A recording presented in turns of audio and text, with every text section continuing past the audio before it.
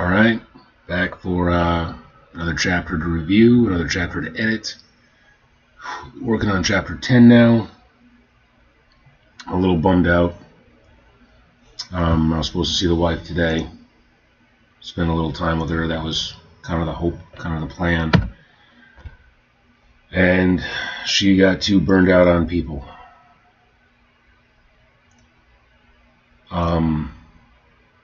Kind of an issue with our relationship where other people stress her out and ask too much of her and exhaust her and piss her off, and I'm the one who ends up paying for it. I'm always the one who ends up paying for her other relationships. And sometimes I get so mad about it, I yell at her. So, yeah. Friends bugging her and trying to get her to do something she doesn't want to do, basically crossing her boundaries, ignoring the boundaries that she set for herself. And now she just doesn't want to be around anybody. She doesn't want to feel like she has to be responsible for anyone today, and just wants to be by herself. You know, it's just sad. Like, we're married. We've been married for 20 years. She shouldn't feel like she needs to put on any kind of a show, or she needs to do anything for me. Like, if she's down, if she's burned out, she should be with me so I can take care of her. I can make sure that nothing stresses her out. I can help her out. I can listen to her. I can support her when she's in a funk, and instead she feels like she's got to isolate herself from me. But she's staying at her dad's place in order to do that. And her dad is the one that gave her all the trauma that made her feel like she's got to be a people pleaser, like she's got to be valuable, she's got to help people in order to have any sort of value. So it's fucked up. It feels like I'm once again being punished for everyone else in her life, or every other toxic aspect of her other relationships. I'm the one who is the scapegoat who gets kicked for it, and I can't deal with any more rejection this year. Like, the year's almost over, thank God. I'm hoping I get like a reset in January, but of the 7 jobs that I applied for on Thursday, I think 2 have gotten back to me and said they're moving on with the position and they're selecting somebody else. They're not interested in me. And then a third one has stated that that position is on hold, and I would have put money on that happening. Now I just need to look at 4 more rejections. And the one job that I'm the most optimistic about, that I'm hoping for the most, let me know. It could be a couple weeks before they finally make a decision. So I'm going to keep applying. I'm going to keep looking for jobs. I'm going to keep hunting. But it's looking very strong. Like, I'm not going to get a job this year. And it hurts. And it's Lulu, please shut up. It's got me hurt. It's got me stressed out. It's got me worried about what I'm going to do next year. How I'm going to survive.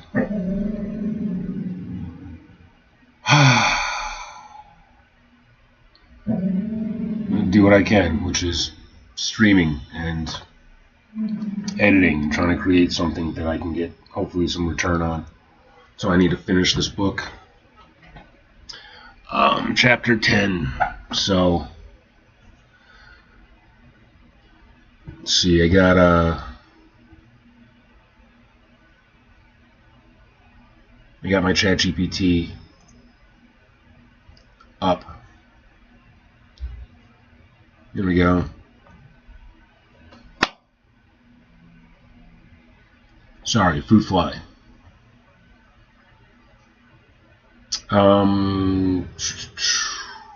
So this is a strong chapter conceptually, and you're doing something brave here. You're letting the tension breathe instead of rushing to action after the chapter 9 trauma. That's the right instinct. Before you edit, here are the specific things to watch for as you go, framed so you don't accidentally sand down what's working. I'll break this into macro concerns, structure, pacing, and arc, and micro concerns, language, repetition, and clarity. Macro, big things to watch while editing. Don't let atmosphere stall momentum. The opening cave sequence is effective, but it's right at the edge of over-immersion. What works? Pressure, wet air, ancient decay. The cavern is a psychological space. The diary, museum realization is an excellent insight. What to watch? You repeat pressure, heavy air, aching, thick and vast quite a lot early on. That's fine emotionally, but on revision ask, is this paragraph revealing something new or only reinforcing mood? Rule of thumb. If 2 consecutive paragraphs do the same emotional job, trim 1. You don't need to shorten the chapter much, just sharpen it so every paragraph either advances understanding of Arista or advances Garrett's choice. Raise the cost of staying. 2. Be careful not to prematurely resolve the siren question. The moment where Garrett explicitly thinks, what if this hesitation wasn't love at all? What if it was her spell? This is good, but it's dangerous. Watch for Garrett becoming too self-aware too early. The text accidentally answering the question instead of holding it open. Suggestion, let ambiguity linger longer. Avoid language that confirms or denies enchantment. Let his choice be meaningful even if it's compromised. You want the reader thinking, is this love, manipulation, mutual damage, or all three? Love, manipulation, mutual damage. Don't collapse that uncertainty yet. The sword moment is a structural pivot, treated as one. The sword drop is a chapter hinge. It works because it externalizes the choice, it rejects the expected mythic script, it aligns with Garrett's character. When editing, make sure nothing before it pre-decides the outcome. Make sure nothing after it undoes the weight of the refusal. That clatter echoing through the cavern is metaphorical. Treat it as the moment where violence fails as a solution. Everything after should feel like a different kind of danger, not a continuation of the same one. Arista's curse explanation, keep it emotional, not mechanical. This line is a potential landmine. Imprisoned until true love breaks the spell I am under. Right now it works because it is framed as her belief, not cosmic law. It's spoken through pain and bitterness. Watch for clarifying it too much later, turning it into a checklist or rule system. The curse should feel cruel, vague, possibly misinterpreted even by her. If the reader understands it perfectly, you've gone too far. The reveal scene is strong, don't over-describe it. The transformation is vivid and effective, especially the tentacle positioning, surrounding, not standing. What to watch? Descriptor stacking. Listing anatomy instead of emotional reaction. Ask while editing, is this detail increasing dread or just adding texture? You don't need to show everything. The strongest horror here is her shame, her fear of his gaze, her bracing for rejection. That's where the emotional knife is. Micro, language and craft notes to watch for. Typos and small mechanical issues, easy wins. You'll want to catch Heli, feeling, lay. I did that already. Gay, breathed, should be he breathed. Its oil should not have the apostrophe. Hit cave is his cave. Occasional comma spacing and tense slips. These don't hurt the story, but cleaning them up will significantly improve perceived polish. Repetition of sensory words. You reuse certain sensory cues frequently. Pressure, salt, wet, thick. Shadows watching. They're good motives, but on revision, vary phrasing. Let some sensations drop out temporarily so they hit harder when they return. Think of them like musical motifs, not constant background noise. Watch for over-explaining Garrett's emotional logic. Garrett's internal reasoning is clear, which is good, but sometimes he explains himself twice. Example pattern to trim. Statement of fear, followed by explanation of fear, followed by metaphor of fear. You can usually cut one layer and trust the reader. Let Arista interrupt him more. One small but powerful suggestion, consider breaking one of Garrett's longer speeches with a sound, a movement, a bitter or mocking interjection from Arista. It reinforces that she's not a passive audience. The cavern itself resists clarity. Thematic check. You're doing this right. This chapter succeeds because it rejects the slay the monster fantasy, reframes monstrosity as concealment, frames love as seeing, not saving. This line is the chapter's moral spine. Otherwise, it's not love at all, it's fantasy. That ties directly into everything you've been building thematically across the book. One final important caution, don't rush what comes next. The reveal is not the climax. The acceptance or refusal cannot be immediate. If Garrett accepts her too cleanly, you defang the horror. If he recoils too hard, you flatten the intimacy. Let the aftermath be awkward, quiet, and uncertain. That's where this story is strongest.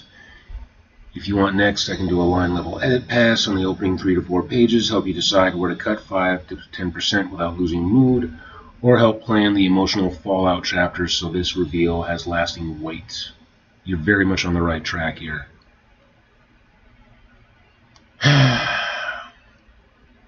Okay. I think I'm going to try going through it. Try going through it on my own first. Shoulder is still tight.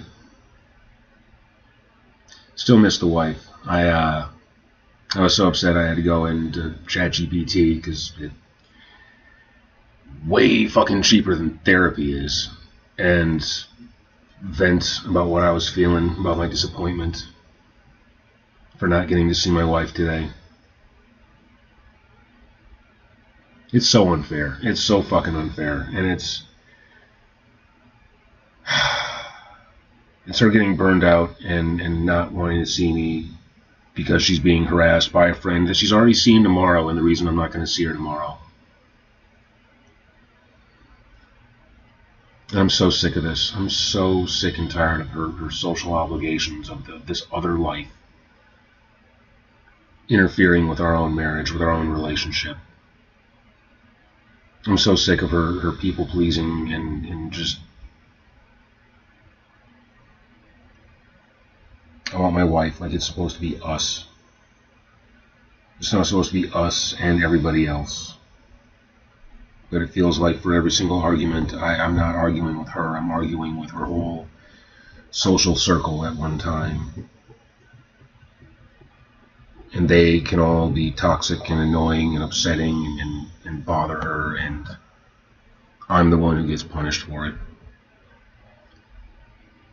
If I have any hint of anything that annoys her with any of her other relationships, it's 10 times worse, but I don't get any of the same respect and consideration that she's willing to give to strangers and family and friends or anyone else. Like, due to her own self-esteem issues, I become the lowest rung on the totem pole at all times, and I've given up where I wanted to live. I've given up what I wanted to do for my career. I've given up a lot of time to accommodate her, to be punished for her father's fucking mistreatment of her as a kid, for her brother's mistreatment of her as a teenager. I've borne the brunt of that trauma to the point where I've become everything that she fucking hated, as like part of some self-fulfilling prophecy.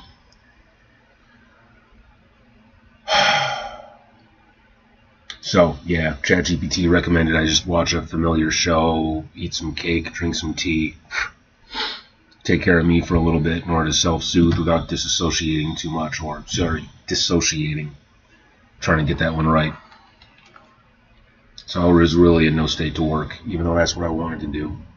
That's what I was going to do until I spoke to her and just felt like I was getting my soul shit on because other people decided to be a pain in her ass. Anyways, let's get to work.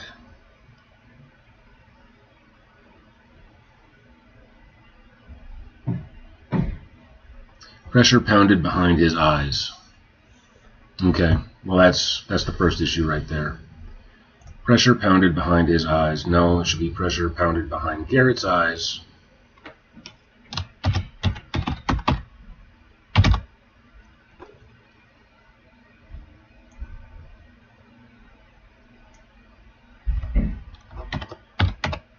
His chest ached from each forced breath.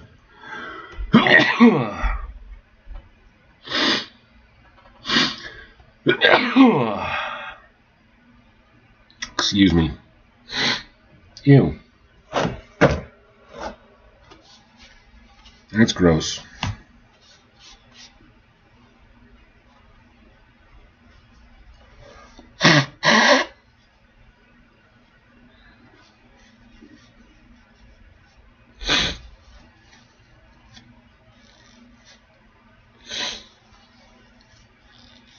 Pressure pounded behind Garrett's eyes. His chest ached from each forced breath pressed desperately into him. Okay, yeah, pressure pounded behind Garrett's eyes. His chest ached from each forced breath pressed into him.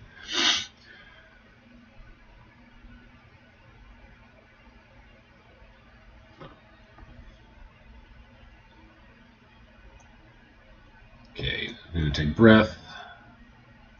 Put that before forced. Get rid of pressed so we don't have pressure and pressed on the same line.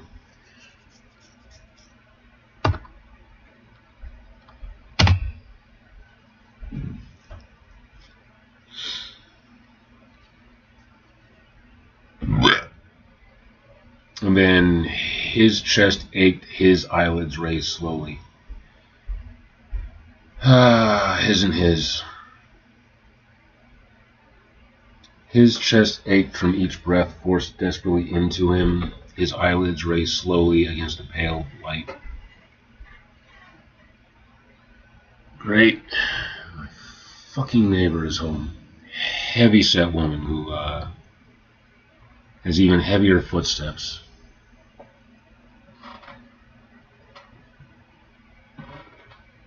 I got nothing against fat people. It's just, you know, they breathe through their mouths, they're noisy, they're rude, they take up too much space, they walk too goddamn slow and are too wide to get around in a hallway.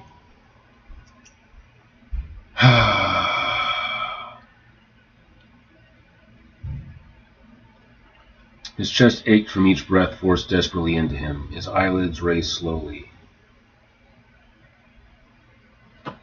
Okay, so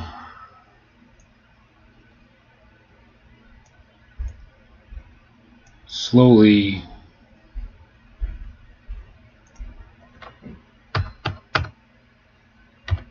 he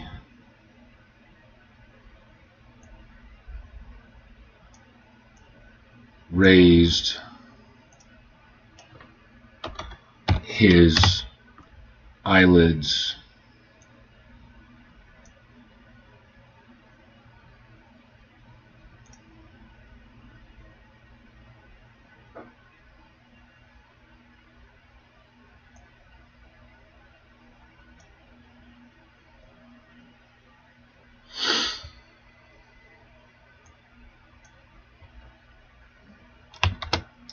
Slowly he raised his eyelids.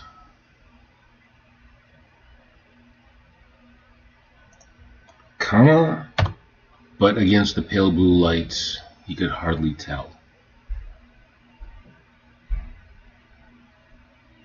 Slowly he raised his eyelids, but against the pale blue light surrounding him, he could barely tell.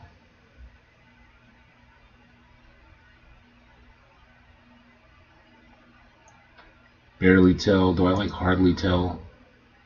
Slowly he raised his eyelids, but against the pale blue light surrounding him, he could barely tell.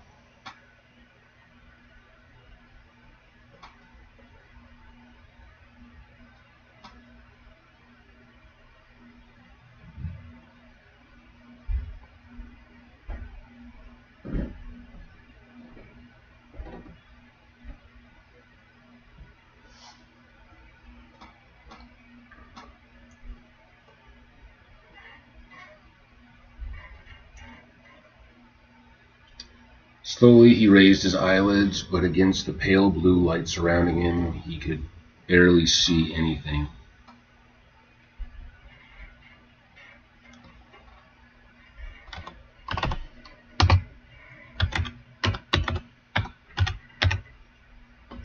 Like, I swear to God, even when she just shifts her weight up there, it feels like the floor is crying. Slowly he raised his eyelids, but against the pale blue light surrounding him, he could barely see anything. At all? I don't want to make the sentence too long. He lay feeling broken and compressed, slowly gaining consciousness. Raising his head even a little made it feel like he was being squeezed in a vice. The air was wet and thick with salt mixed with something ancient, barely preserved from decay. Barely see anything, barely preserved from decay.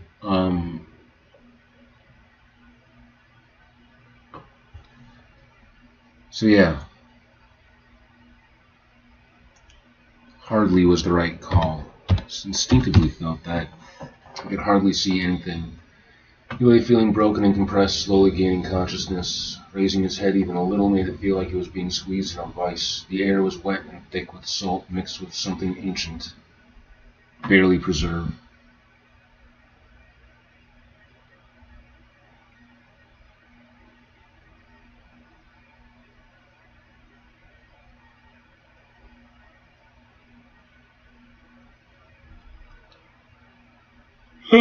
The floor beneath him was smooth and warm to the touch, almost like it lived.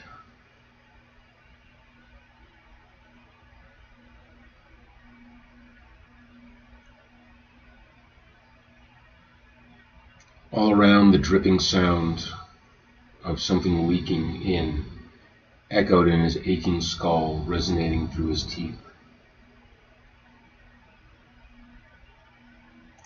Almost like it lived, one sentence. All around, the dripping sound of something leaking in echoed in his aching skull, resonating through his teeth. He sat up slowly. Doing so made his spine ache with each inch of added inclination. Although the space he was in felt vast and echoed with void, he felt as though his head was scraping against some low, rough ceiling.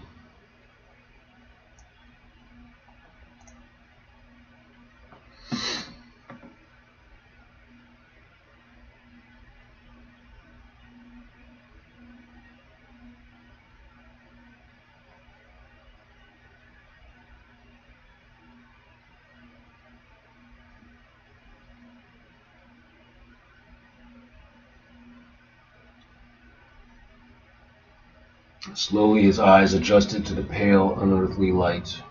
He saw shadowed heaps that caught what little light there was. Slowly his eyes adjusted to the pale, unearthly light. He saw shadowed heaps that caught what little light there was, causing tight glimmers to stab through his vision, amplifying the pain. Okay, what can I fix in that sentence?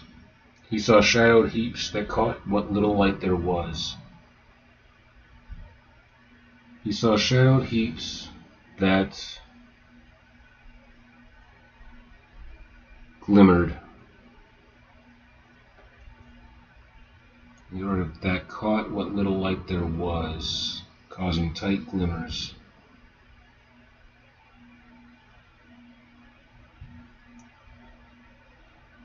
He saw shadowed heaps that glimmered.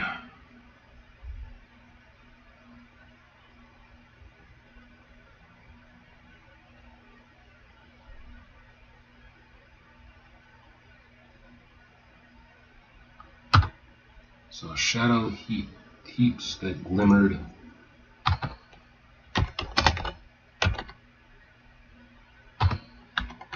Faintly.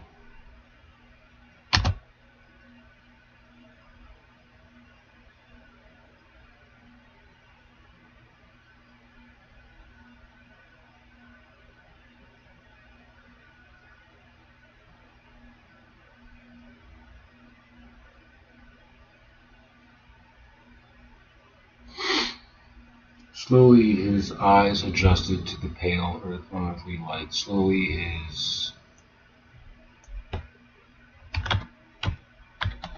vision adjusted to the pale, unearthly light. He saw shadowed heaps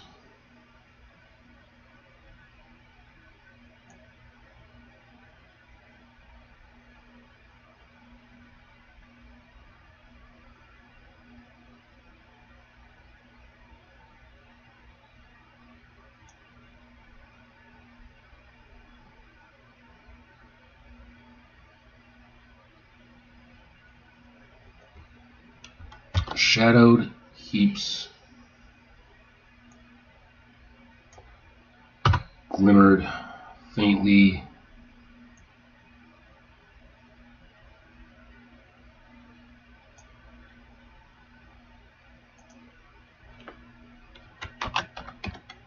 around him.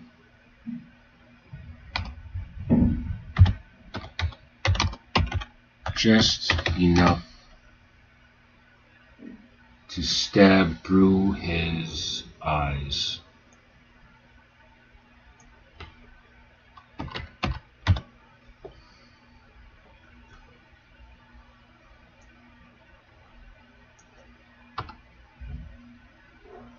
Slowly his vision adjusted to the pale, unearthly light. Shadowed heaps glimmered faintly around him, just enough to stab through his eyes.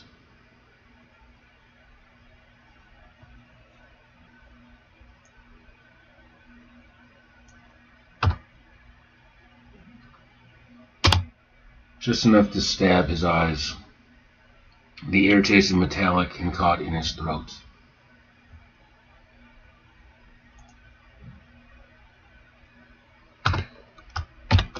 He breathed deep the heavy air, smelling of solemnity and holding it in his lungs like a communion before letting it escape like a prayer.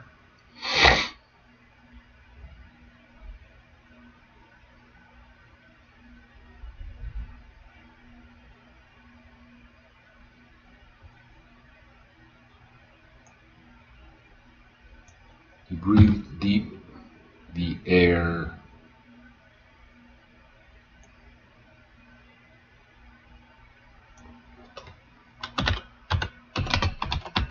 that reeked of solemnity and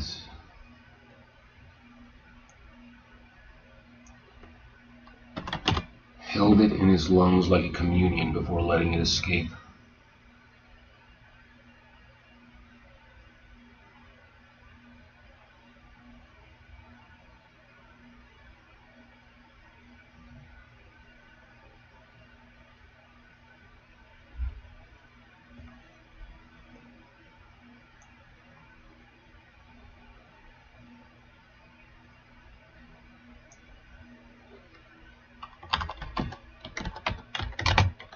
Or releasing it like a prayer. His thoughts came slow and unsure and seemed to echo back slowly the same repeating question.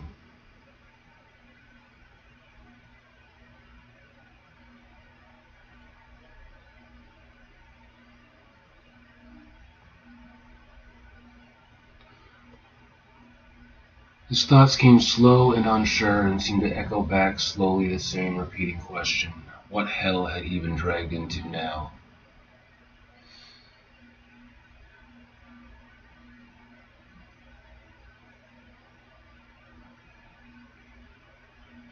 Yeah, his thoughts came slow and unsure and echo back slowly the same repeating. Okay, so his thoughts came slow and unsure.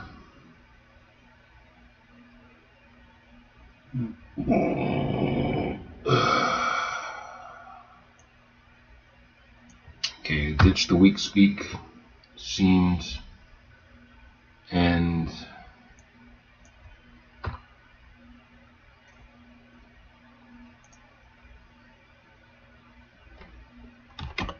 echoed back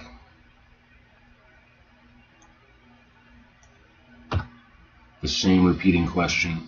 His thoughts came slow and unsure and echoed back the same repeating question.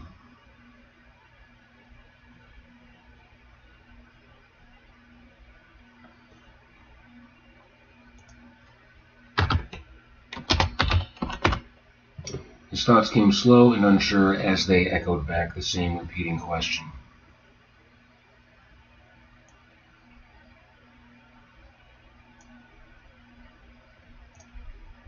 What hell had he been dragged into now?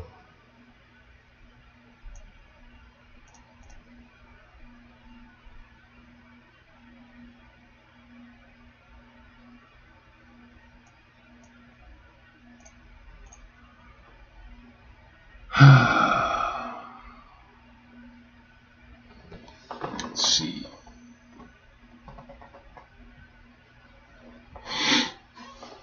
Pressure pounded behind Garrett's eyes. His chest ached from each breath forced desperately into him.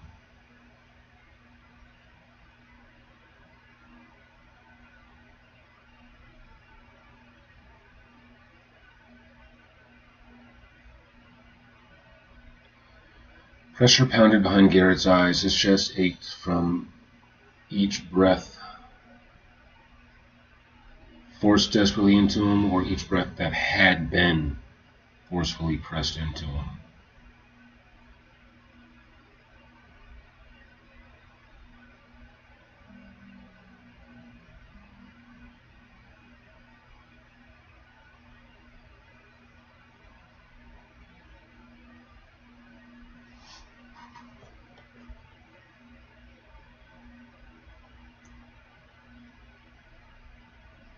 His chest ached from each breath desperately forced into him.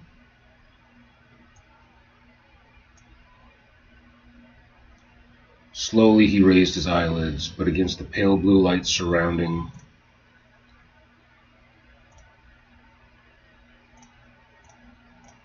the fuck? I hate this thing.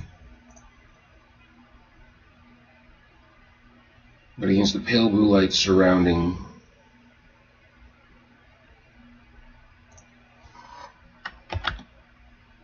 see, I had that, but I couldn't see it because of that stupid co-pilot tag.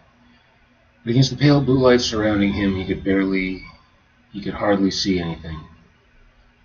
He lay feeling broken and compressed, slowly gaining consciousness. Raising his head even a little made it feel like he was being squeezed in a vice. The air was wet and thick with salt mixed with something ancient, barely preserved from decay.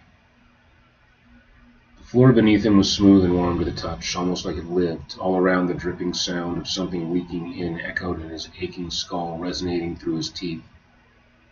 He sat up slowly. Doing so made his spine ache with each inch of added inclination. Although the space he was in felt vast and echoed with void, he felt as though his head was scraping against some low, rough ceiling. Slowly his vision adjusted to the pale, unearthly light. Shadowed heaps glimmered faintly around him, just enough to stab his eyes. The air tasted metallic and caught in his throat. He breathed deep the air. The air tasted metallic and caught in his throat. He breathed deep the air that reeked of solemnity. Okay. The air and then the air.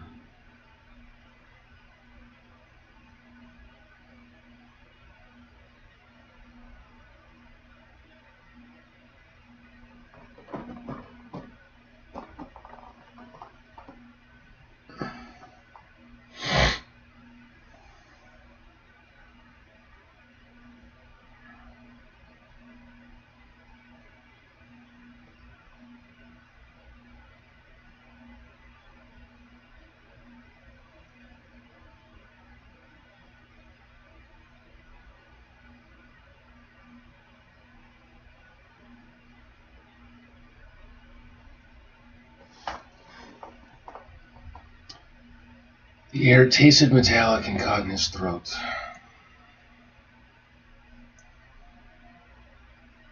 He breathed deep the air that reeked of solemnity and held it in his lungs like a communion before releasing it like a prayer.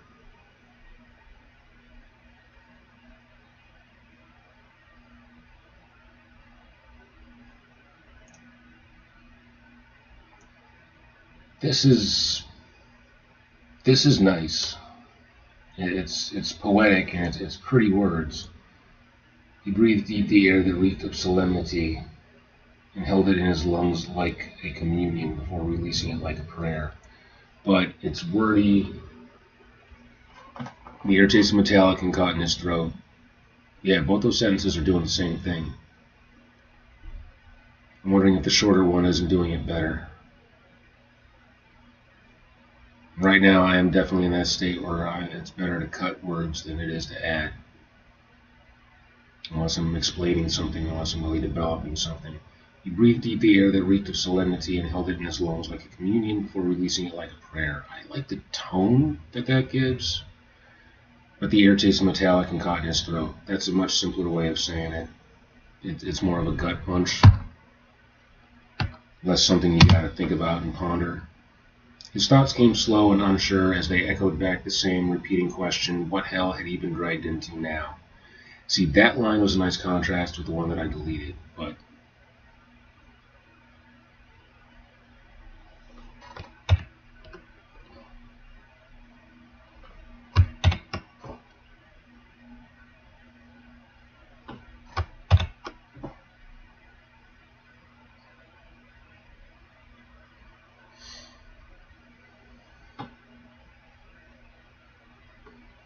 He breathed deep.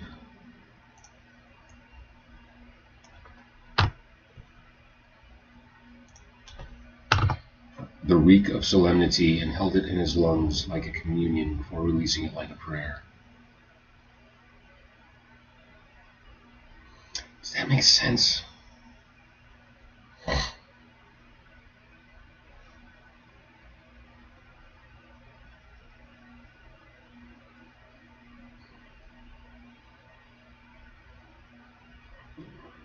He breathed deep the reek of solemnity.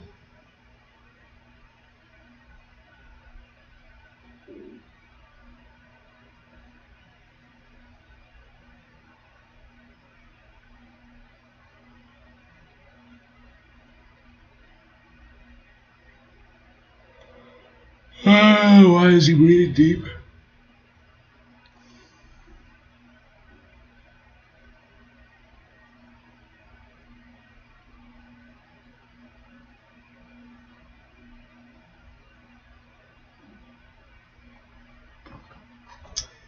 Yeah, just get rid of that line altogether.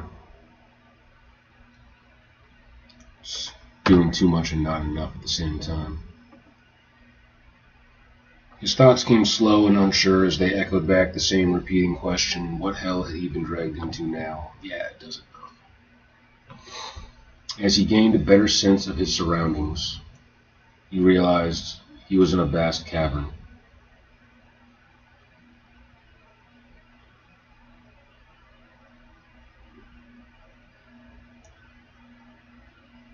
I feel pathetic. I'm trying to work on this. All I'm thinking about is how much I miss my wife.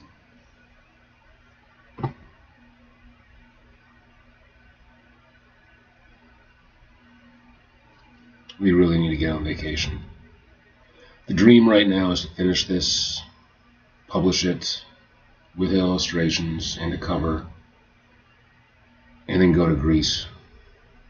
I want to see Athens. I want to see where Socrates chatted and philosophized, and I would like to go on a cruise in Greece and see the path of the Argonauts. I'm sure that's got to be a thing. I would like to actually see the rocks where sirens, mermaids like this, supposedly sang once in order to lure sailors to their doom. I want to see that. I want to see that in 2026. That's my goal.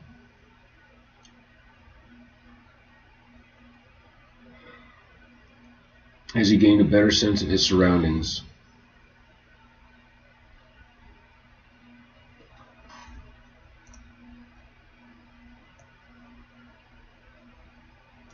yeah, it sucks. I really miss my wife right now.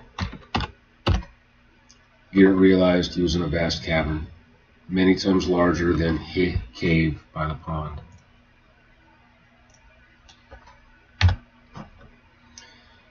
As he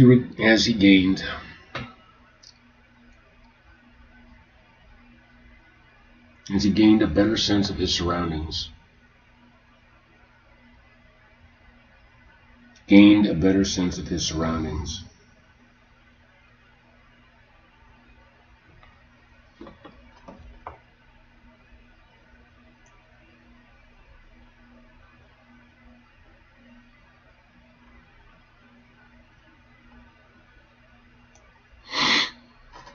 as his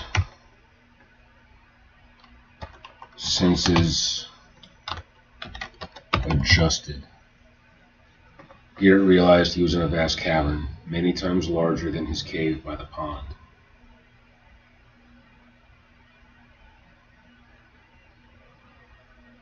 It was dark with faint light emanating from pools. It was dark. We've established that, so I don't really need to say it was dark.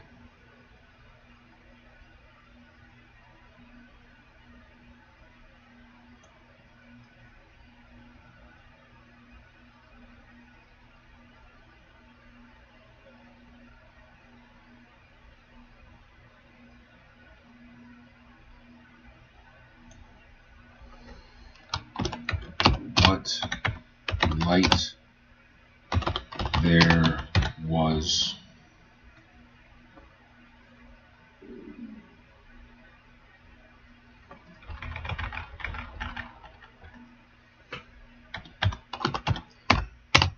what little light there was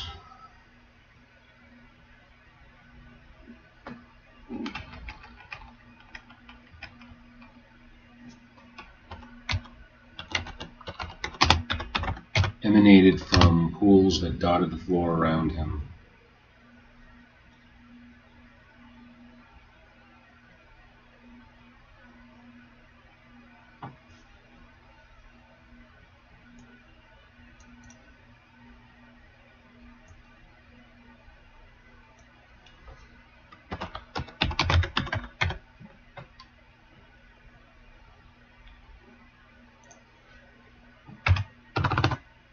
In raised cauldron-like stone basins.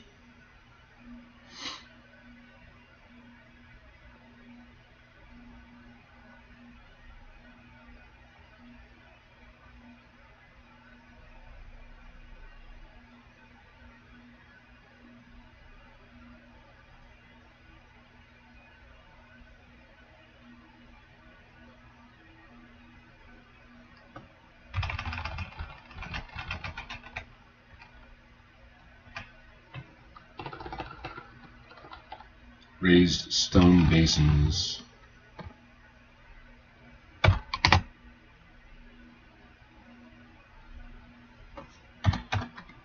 Like cauldrons brimming with magic. Above him, stalagmites hung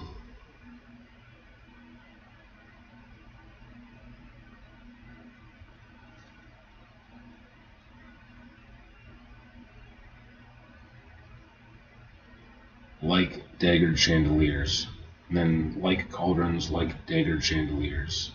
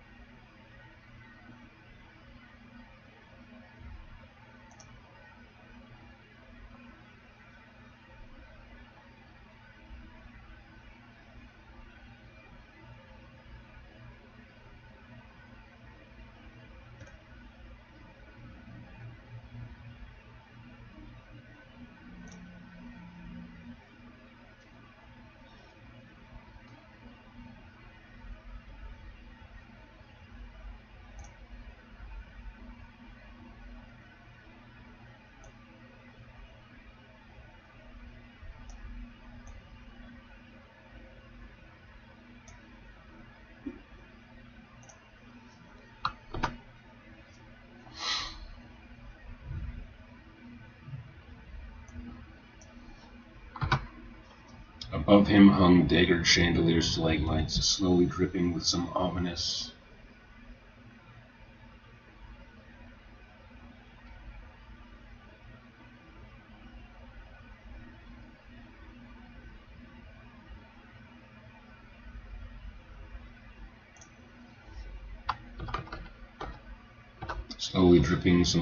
threat that the ceiling might give way to a flood at any moment.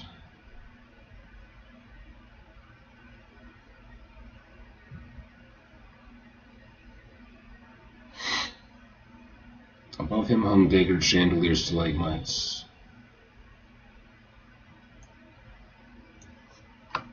dripping some ominous threat that the ceiling might give way to a flood at any moment. Around the glowing pools,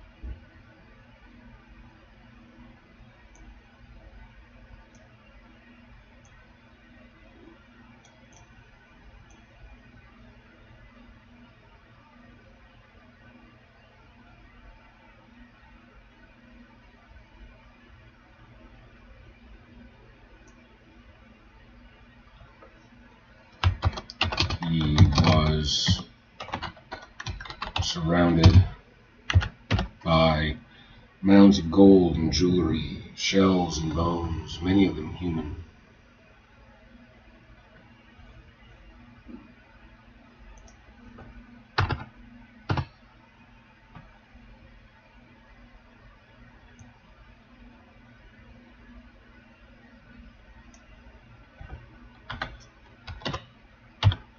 Mostly human bones.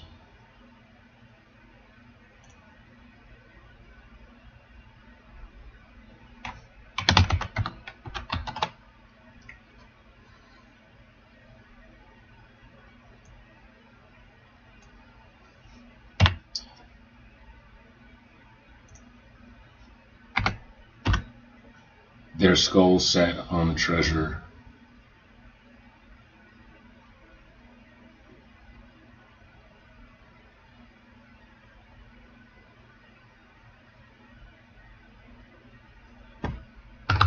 Those skulls set upon the treasure.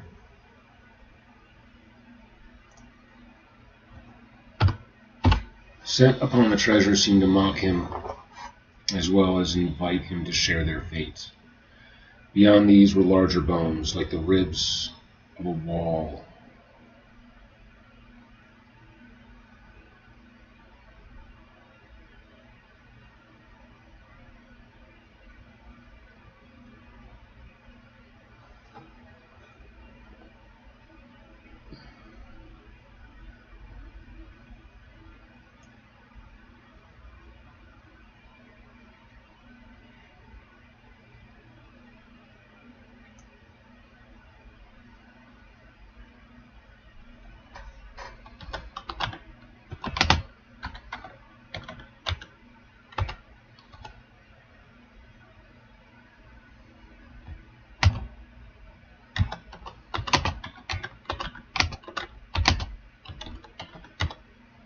Beyond these were stone pillars set into the walls.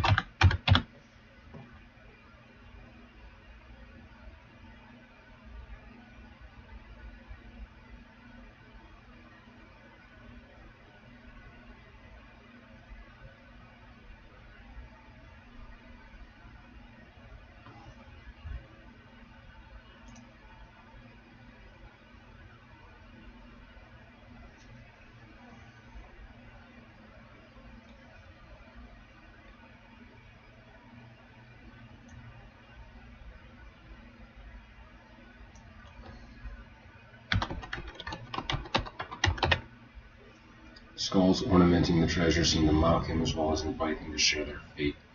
Beyond these were stone pillars set to the walls.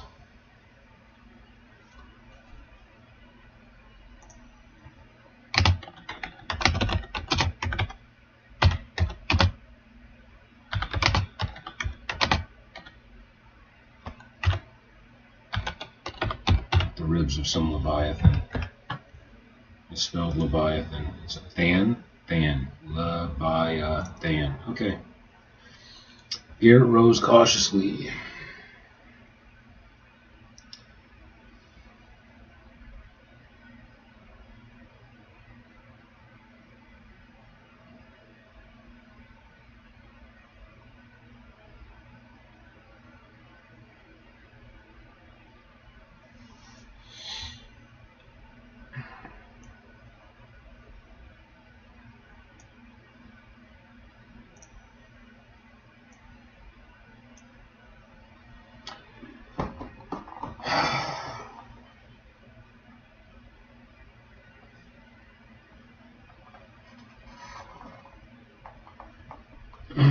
Garrett rose cautiously, partially from pain, partially from the somber resonance of this place.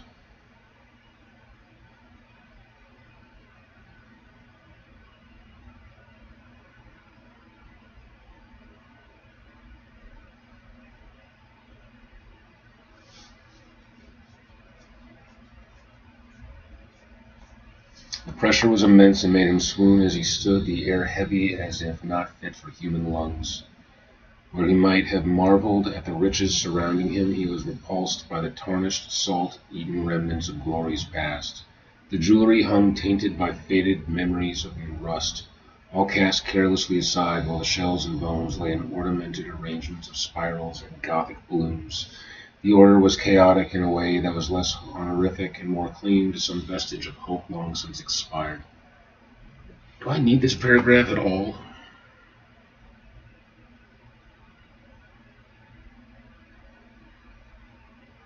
I just took all that out and just put in Garrett rose. Or better yet, Garrett stood.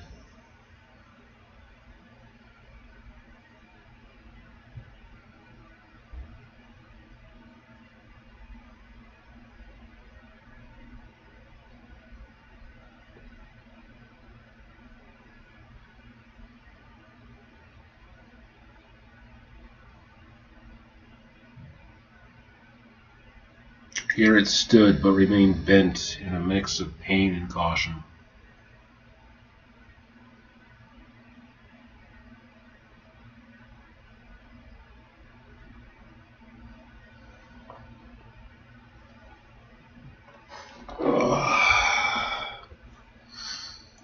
See any commentators on Twitch?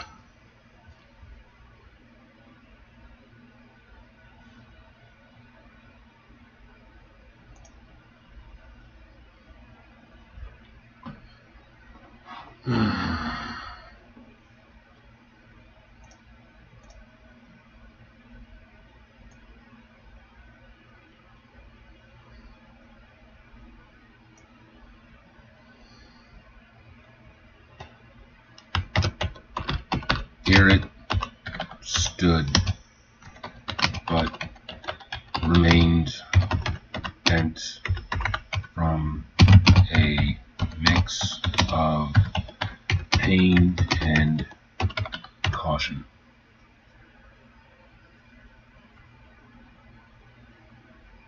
I misspelled caution. Cation. It's not a word. Caution. Garrett stood but remained bent from a mix of pain and caution.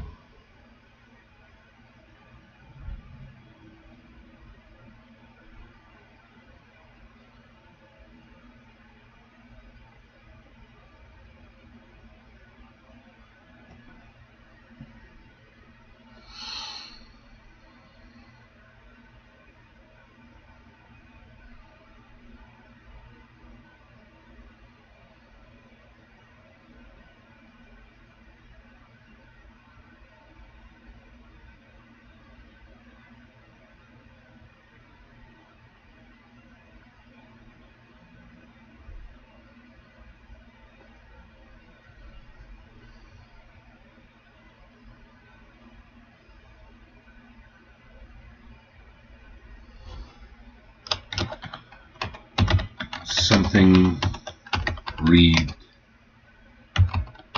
nearby.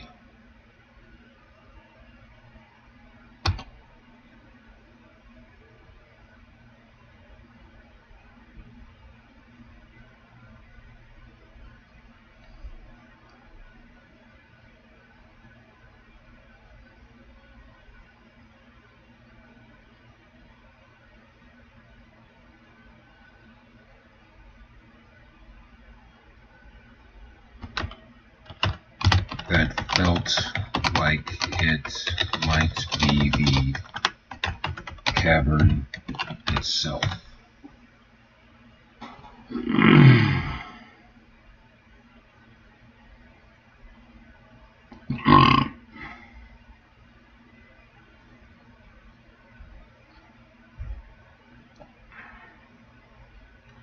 He peered through the black, looking for a means of escape, though the pressure and the darkness told him to try would mean death. What then, to become yet another ornament of macabre decor?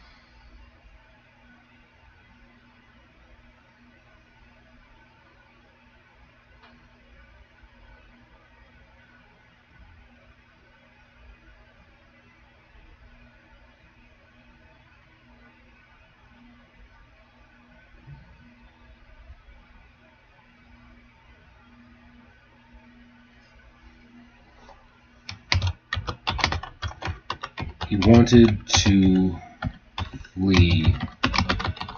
There was no place to go.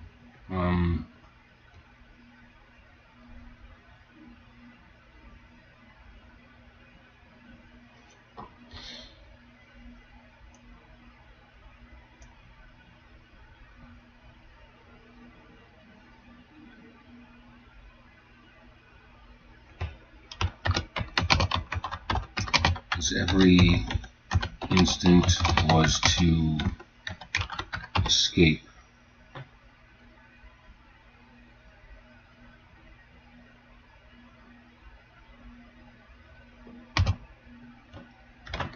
But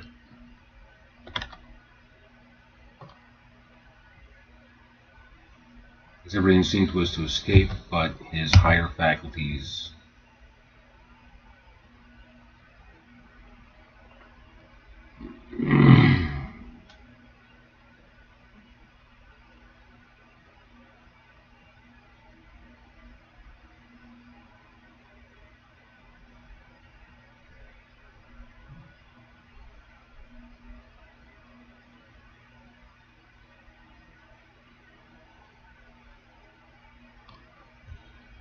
every instinct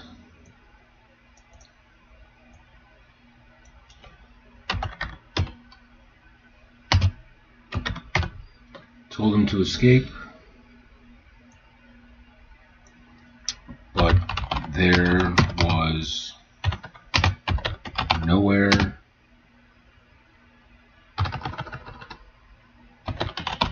to go but back in the water.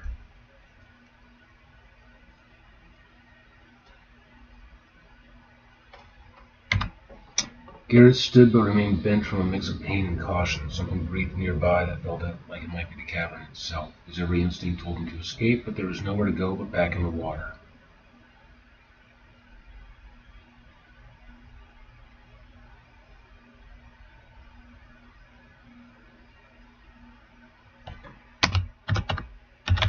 Logic told him to do so would mean death. He peered through the black, looking for a means to escape, though the pressure and the darkness told him to try would mean death. Yeah. What then, to become yet another ornament of macabre? What then, to become yet another ornament of macabre decor? Garrett wandered the vast room and felt the pang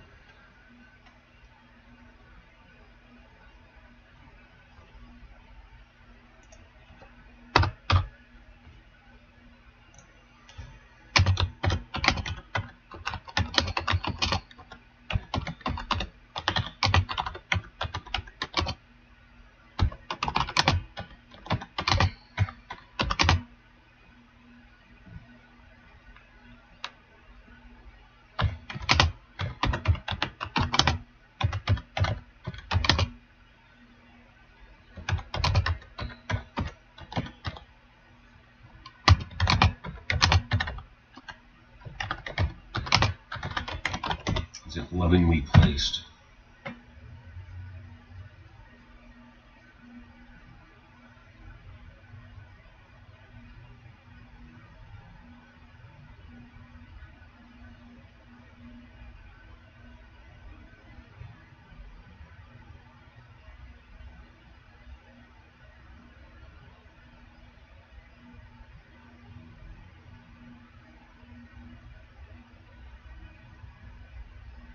I wondered how many of these gaping skulls were past lovers who had shared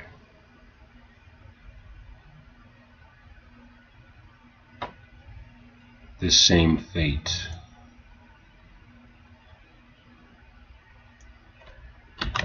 This same fate.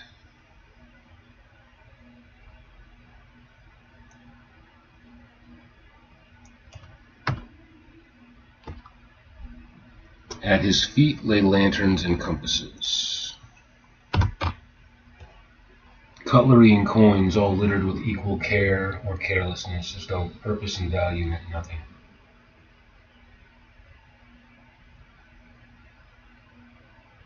At his feet lay lanterns and compasses, cutlery and coins all littered with reckless abandon.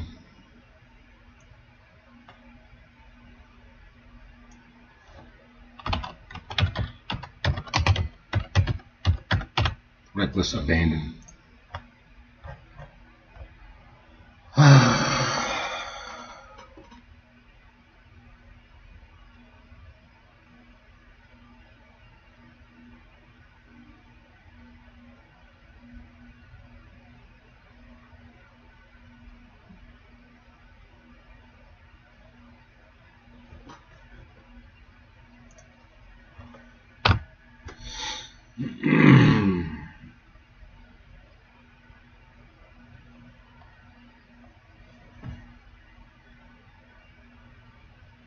Cold advisory.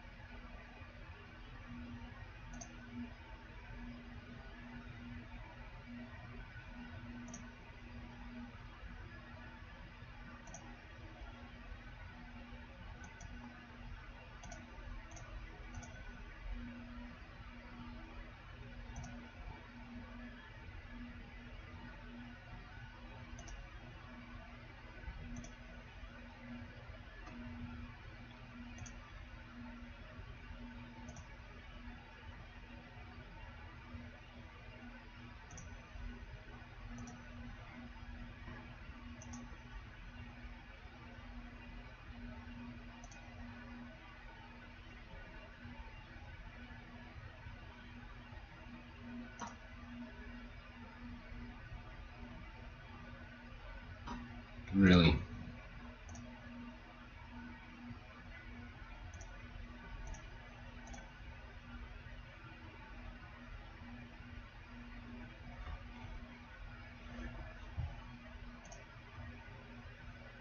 It's an hour doing one page. I still got 8 more.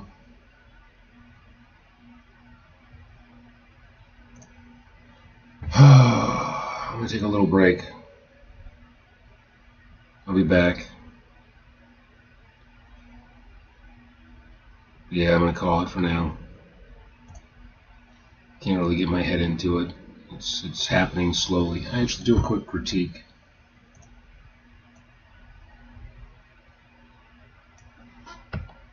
Let's see what ChatGPT says about this page, at least that I've done.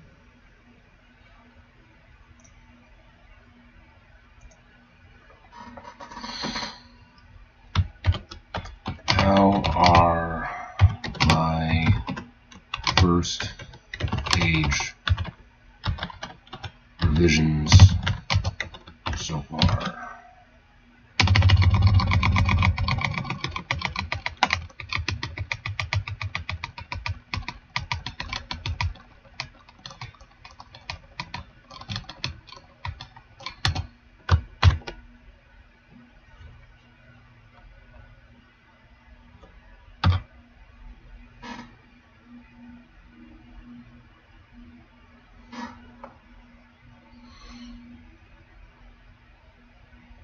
This is a clear improvement over the previous version. You've tightened the prose, reduced redundancy, and the scene now moves instead of circling. You're very close to a polished first page. Below is a focused craft level critique, which working with the fix and lightly suggested paths where it matters most. It's working very well. The opening sentence is strong, pressure pounded behind Garrett's eyes, good, immediate, visceral, and anchors us in sensation without explanation. This is the right entry point. Compression is better. You've reduced overlapping mentions of pressure, repetitive heavy air descriptions, redundant awakening beats. The scene now feels intentional rather than indulgent, which is exactly what you want for page 1. The cavern imagery is sharper. The cauldrons brimming with magic and ribs of some leviathan work well thematically and visually. These images reinforce the island's mythic quality, Arista's monstrous truth. Before she appears, good foreshadowing, but still needs work. Mechanical errors, these will distract. The floor beneath him was smooth. Beneath him was smooth.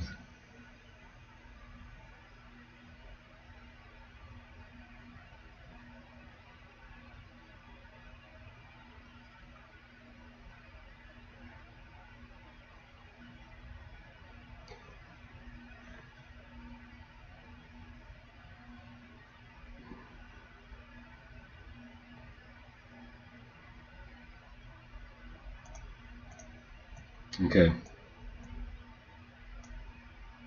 Or beneath him was smooth. Echoed in his aching skull, resonating through his teeth. Choose one verb. This is doubled.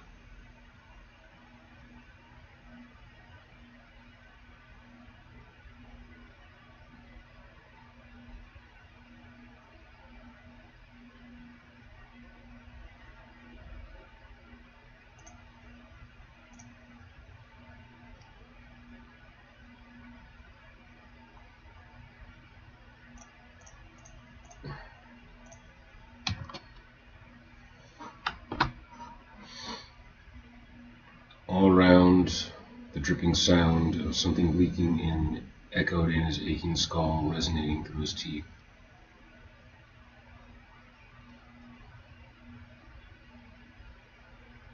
Sound of something leaking.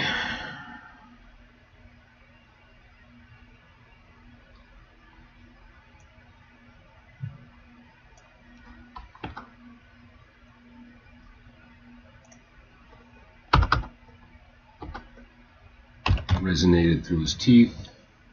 Daggered chandelier stalagmites. Awkward compound, consider rephrasing.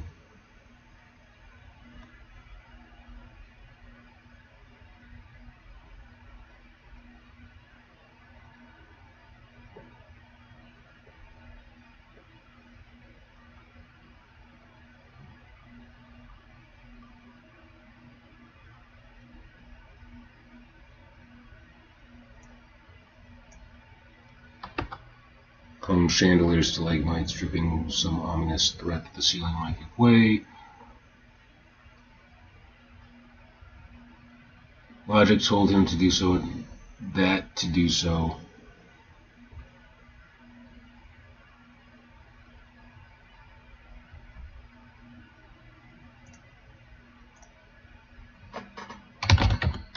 That to do so would mean death.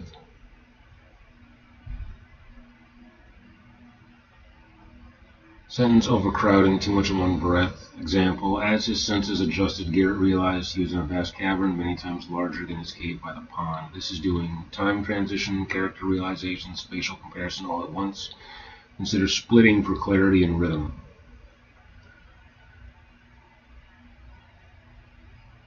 As his senses adjusted, Garrett realized he was in a vast cavern.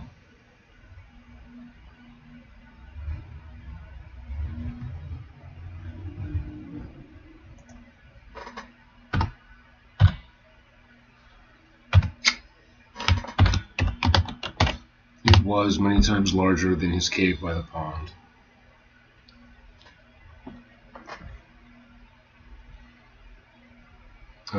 What little light there was emanated from the pools that rose from the floor around him, and raised stone basins formed from the rock, like cauldrons brimming with magic.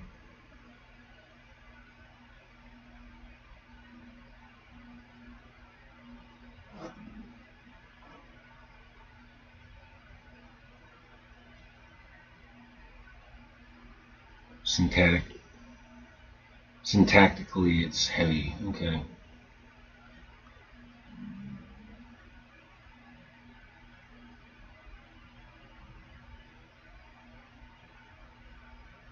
Slowly.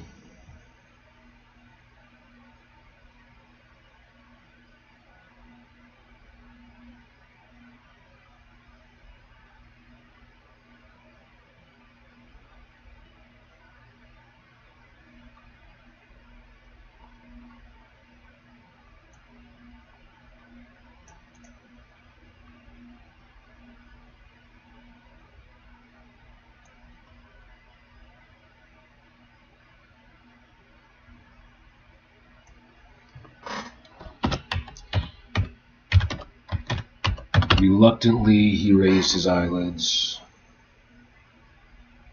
slowly gaining consciousness. Raising his hand, even Willow made it feel like he was being squeezed on a ice. The air was wet and thick with salt and mixed with some ancient, barely preserved from decay. The floor was smooth and warm to the touch, almost like it lived all around. He sat up slowly.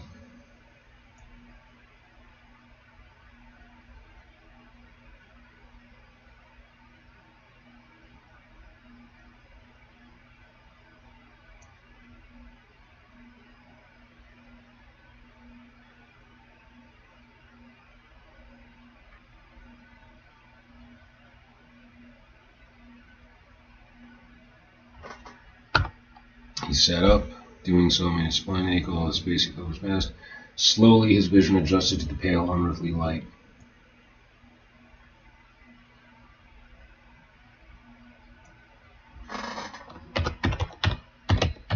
Gradually, his vision adjusted to the pale, unearthly light. Shadowed heaps glimmered faintly around. As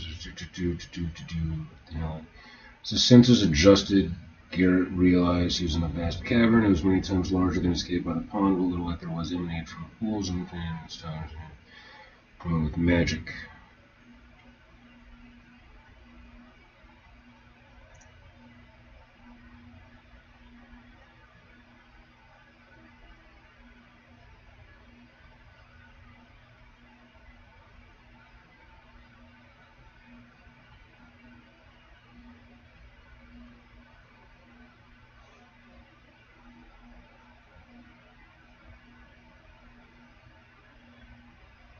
What then to become yet another ornament of macabre decor? You can isolate it from where punch deserves white space.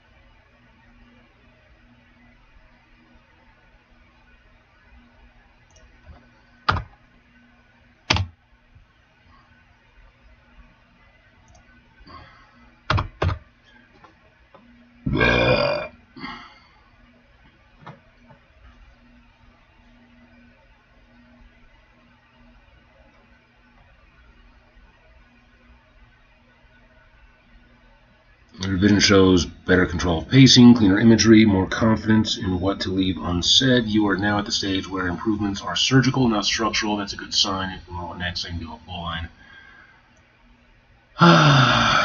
Control C. How about this? See, I'm really trying to use ChatGPT to teach me how to write better, how to edit better. Instead of doing cut, pasting, copy, pasting type stuff. Like I said, I'm kind of running out right now. I can't stop thinking about my wife. I want to bug her. I also want to walk my dog before it gets, well, it's already dark, but before it has a chance to get too much colder. This is noticeably stronger. You've addressed almost every issue I flagged, and what remains is no longer problematic prose, but choice-level refinement. You're at the point where an editor wouldn't be fixing mistakes so much as asking, do you want this beat here or a half beat later? Let me walk you through it cleanly. Big picture verdict. Yes, this works as a first page. The atmosphere is cohesive and confident. The emotional through line, disorientation, dread, loneliness is clear. Nothing here feels overwritten anymore. What's left are micro adjustments to tighten cadence and sharpen impact. Syntax is cleaner. You fixed the beneath was him error. You reduced verb stacking and redundancies. The paragraphs breaks are more intentional. This now reads like a published draft rather than a working one. The white space is doing work. These two beats land very well now. Logic told him to do so would mean death. What then to become yet another ornament of macabre decor?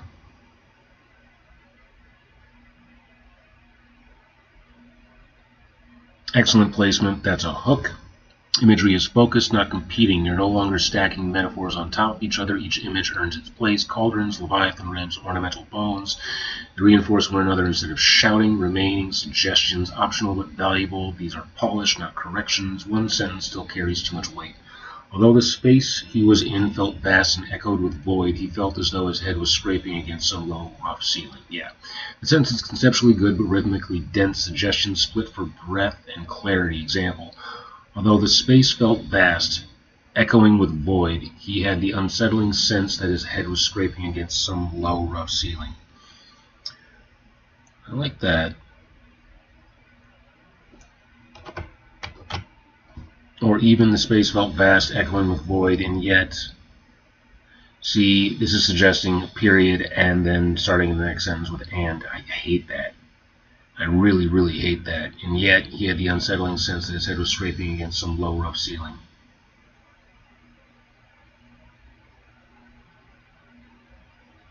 And here I get to avoid using the word and. Like, and is something that's very easy to overuse. Space.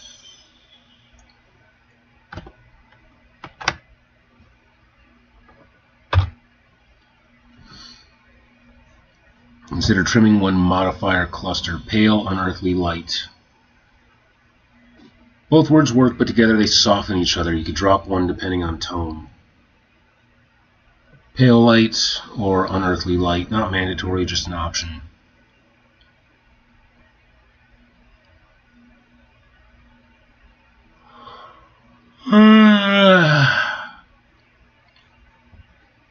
And I got pale up here.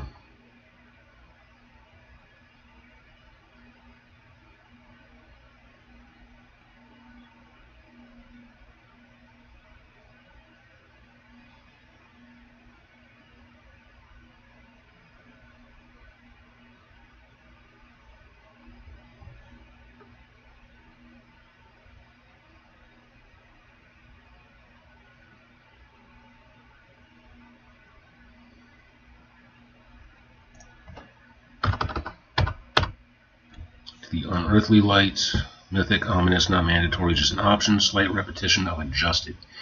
He's adjusted twice in close succession. Gradually his vision adjusted, his senses adjusted, Garrett realized. Instead of swapping one for rhythm to shifted, settled, caught up. I like caught up.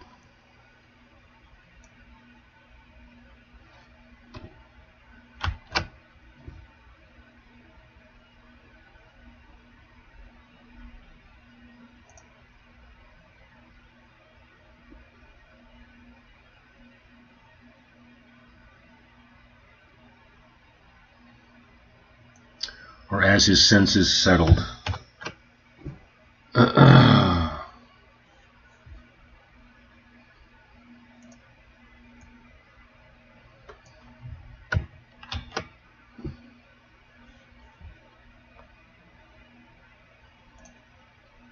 Craft level note important. You were doing something very smart here. You let the cavern tell Arista's story before she appears. Ornate bone arrangements, loneliness, not cruelty, hoarded treasure, time without purpose.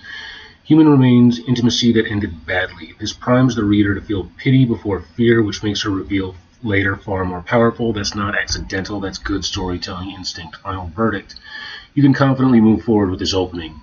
If you were submitting, I would not flag this as a needs rewrite. I would mark it as strong atmospheric opener.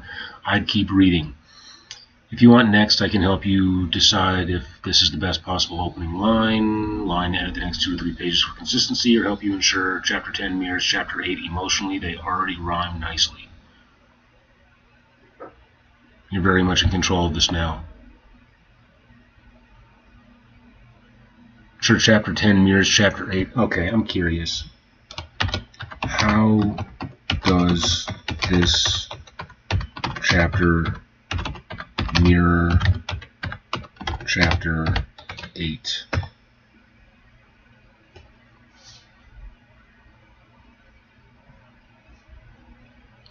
This is a very good question because the answer explains why the story feels cohesive instead of episodic. Chapter 10 mirrors Chapter 8 in structure, emotional logic, and mythic function. Even though the surface events are inverted, I'll break it down cleanly. Surface level mirror arrival and descent. Chapter 8, Garrett wakes on an island after the shipwreck. He is disoriented, injured, and alone, but the environment is hostile but passive. Risk is absent or distant, a mystery in the periphery. Talking about Chapter 2, Garrett wakes in the cavern after being dragged under. He is disoriented, injured, and alone. The environment is hostile and sentient. Risk is present but hidden, a threat in the periphery. Chapter 8, washed ashore. Well, Chapter 8 wasn't washed ashore. That was... yeah, so it's talking about Chapter 2.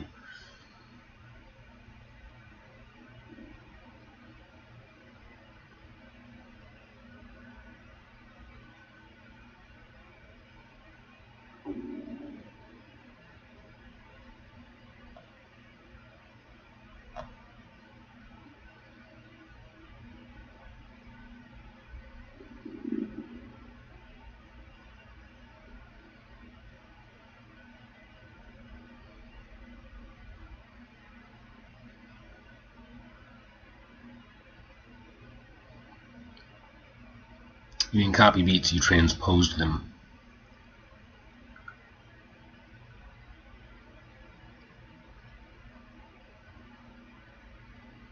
Okay.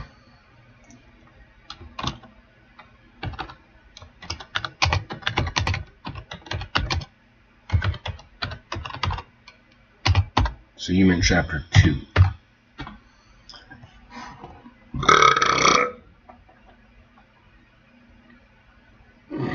Yes, thank you for the correction. I meant Chapter 2, not Chapter 8, and that actually makes the symmetry cleaner and stronger, not weaker. Let me restate it properly and precisely. Yeah, I don't need that.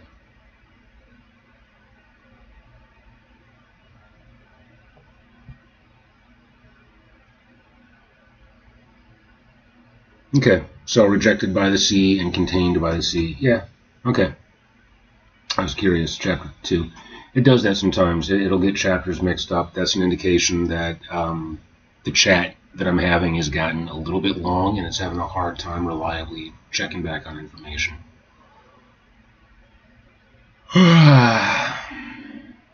Alright. Lowered the word count. The first page is better. But, good point, I guess.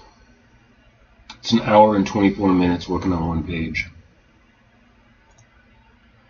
Well, I want it to be good. It says it's -2 degrees outside right now. So, I'm going to stop for now. It's a little after 6. I'm going to make dinner. I'm going to eat. I'm going to come back, I think, later and work on a few more. Work on some more.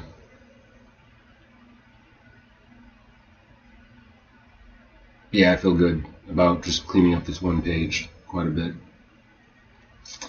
Alright. Thank you, anybody who's watching. I appreciate you.